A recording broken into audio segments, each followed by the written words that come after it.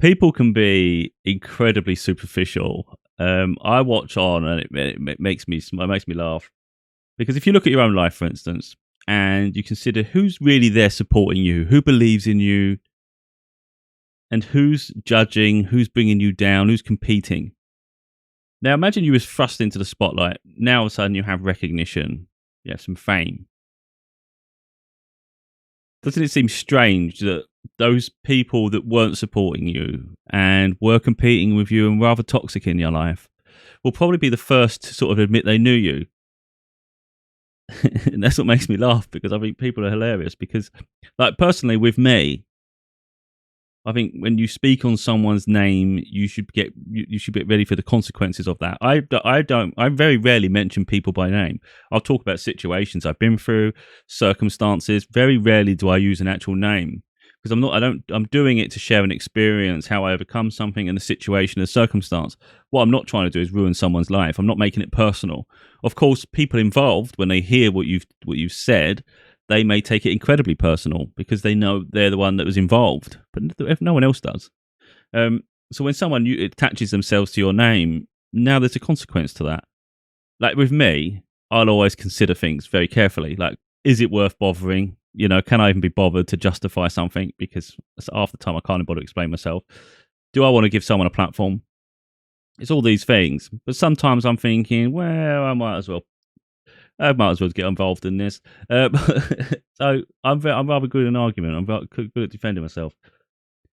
But when it comes to people, I think, who attach to you, who are maybe portraying themselves in a not so fair light, it's like maybe I need to talk on this because, for instance, let's say it was a previous boss, toxic as hell. My previous boss was an absolute nightmare. He thought he was awesome.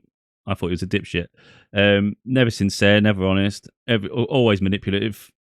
Didn't have a clue what he was doing half the time. It was a mess. No loyalty. It wasn't even just a loyalty. It was no sincerity, no integrity, is what I would say. And that's huge to me. Now they'll take umbrage, they'll take exception to that. Well, that's not really fair. Blah blah. No, that is incredibly fair. There was no integrity at all. Nothing was ever as it seems. Always expecting more and more and more. It was a terrible work environment. So, for instance, if that person was to attach themselves to me in the future and go, "Oh yeah, he worked for me. I was his boss. Yeah, he was a bit of a shit boss, wasn't you? Let's talk about it." Best not speak on my name. You're not going to like what I've got to say because I'm honest. I'm not going to sugarcoat it, and I'd rather not embarrass someone. So, best not attach themselves. Now, I talk about disappointments an awful lot. There's a lot of people that have disappointed me, in all honesty. Because effectively, if you consider who's supporting you now, not many people.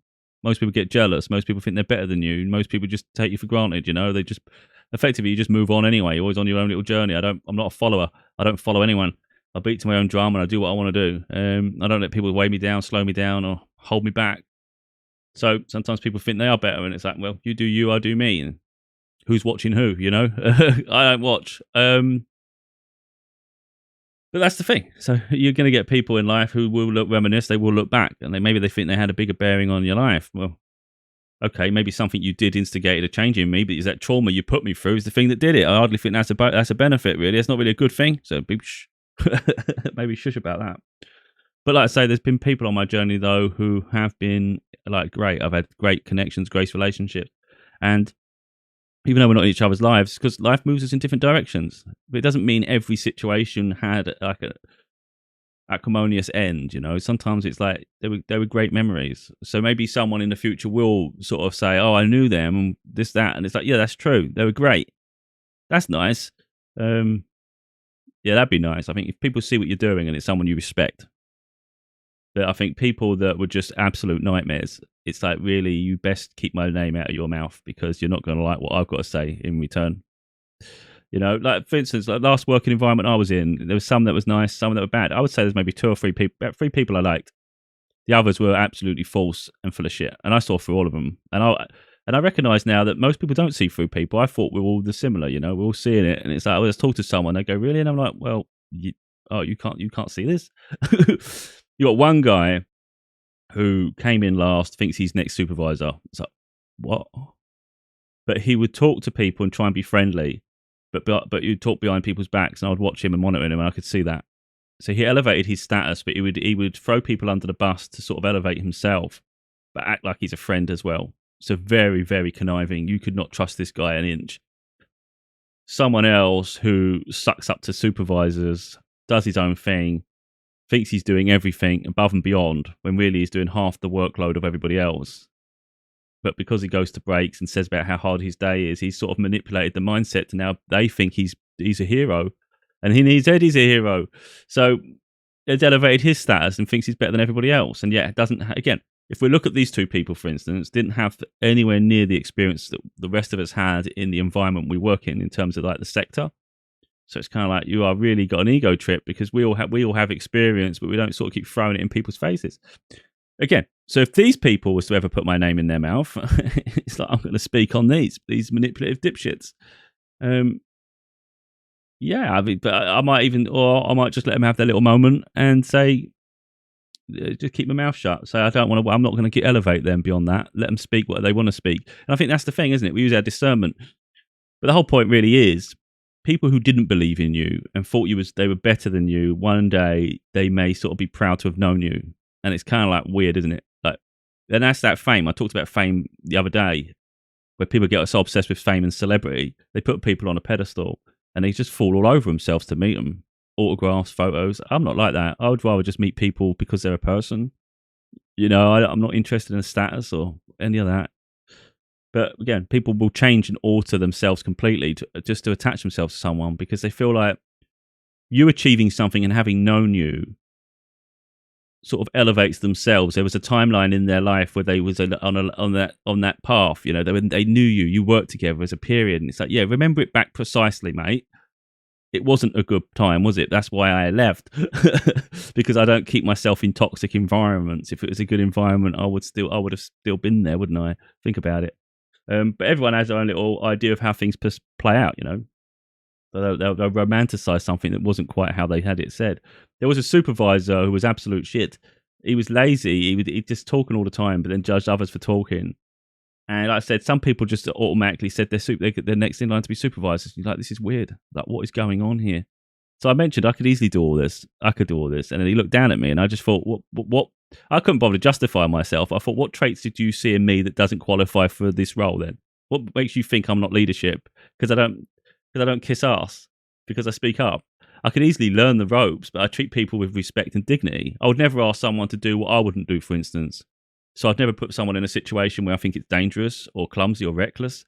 I'd make sure things are done properly, so there's no risk to these people. If something's going to be slower and done correctly, then that's how I would work. So I don't care about sort of like deadlines. I don't really care about quotas.